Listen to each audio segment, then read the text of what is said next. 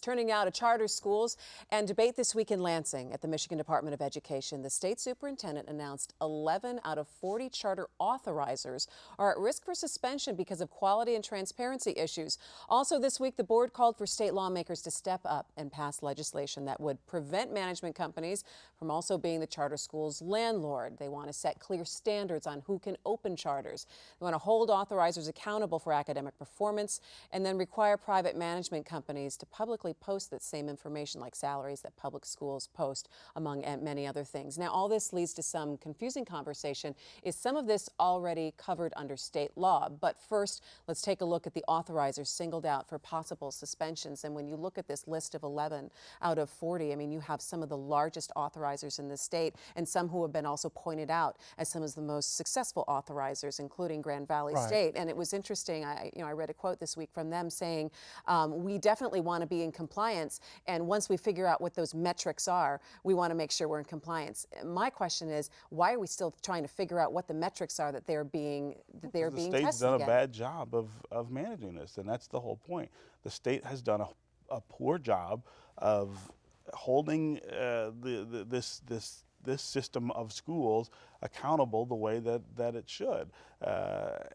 And so you've got to have clearer metrics, clearer consequences. There should be more review up front of authorizers before they open schools to determine whether they're quality operators or not.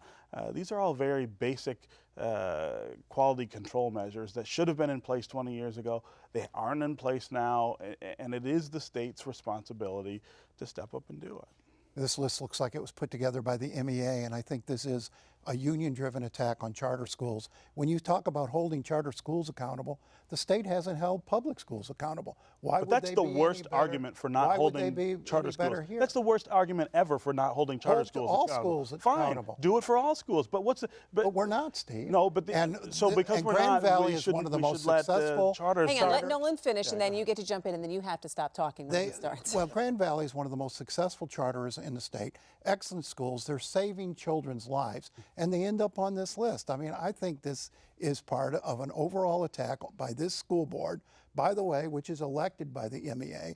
It's their ongoing attack. By the voters. They're funded by the MEA. Their ongoing attack on charter schools. They still can't get over the notion that parents need choice, particularly in places where the public schools have failed, and they're failing all over the state.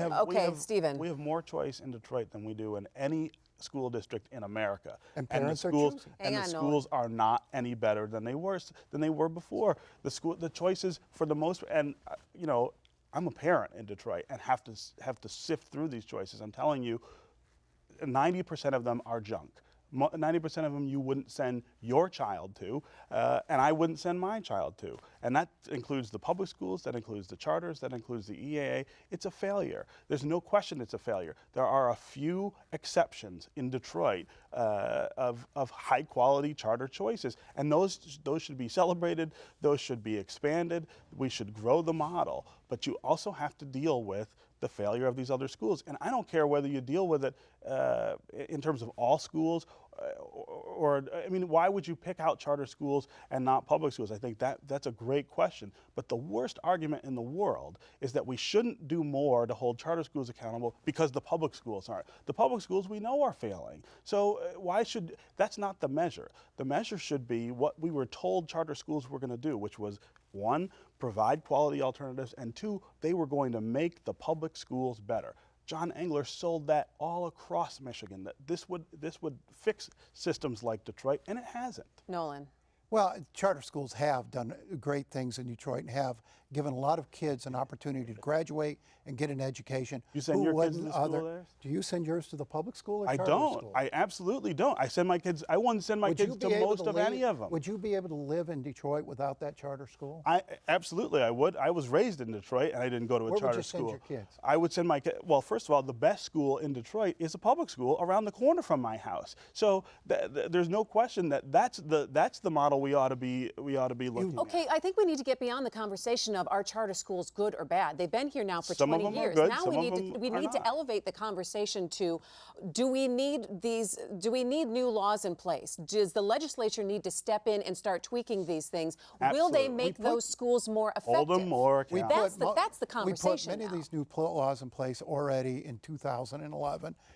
It's working, and the charter authorizers have been shutting down bad schools, unlike the public school system, which never shuts down bad schools. But what and the I think the charters are much more responsive to their parents and to the parents who choose to send their kids there. Stephen. What we're not doing is front-loading the accountability, right? We let just about anybody open a public school or a charter school, and you can go across the street from me in Detroit and find this. Horace Sheffield was operating a charter school for a long time. Beating on poor little Sheffield. Well, I'm just saying, look, there are lots of examples of poor performing schools that are just allowed to Will these recommendations from the Michigan Department of Education change that? That's the question. I think they are a start. I think the one pushback that's right here is we ought to be talking about holding all of the schools accountable under the same system. I don't think charter schools should be singled out and treated differently. I think they ought to be treated the way every school ought to be treated, which is you have to perform, or we come in at, this idea of closing versus remediation is another issue. Why not try to make the schools better before you start talking about shutting them down? But this idea that somehow charters have delivered some miracle that we should all be thankful for is preposterous. There I live are in more a quality city. schools in Detroit today That's because of charters untrue. than there were 20 years ago. That's actually untrue. That's because the public schools were better 20 years ago than they were now, and you had more choices. And they would be worse without charters.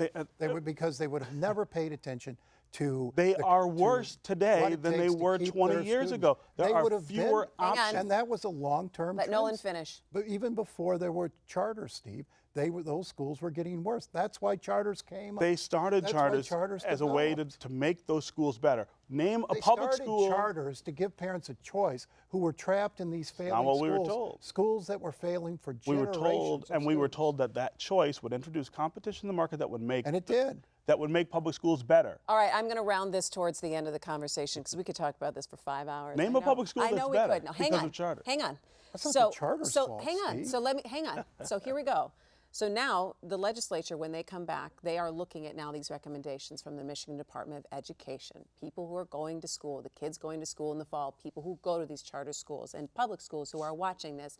Nolan, what can we expect? Can we expect any action from the legislature? Well, I don't think the legislature is going to be railroaded by this school board into shutting down the charter school movement. Well, they're not talking about shutting down. Hang on, Stephen. You may get some reasonable changes to regulation, most of which is already in place, but I don't think you're going to get a wholesale. They're not going to mount this wholesale attack on charter schools that this school board wants, because they recognize this school board is inherently hostile to charters. Okay, that's your last word on That's that. all. Last word on this, Stephen. That's a lot of rhetoric. The truth is, we need to do a better job of controlling who opens charter schools and dealing with the ones that are open and making sure they perform and that their financials are public and managed in a reasonable way. I think the legislature is poised to do that probably before the election.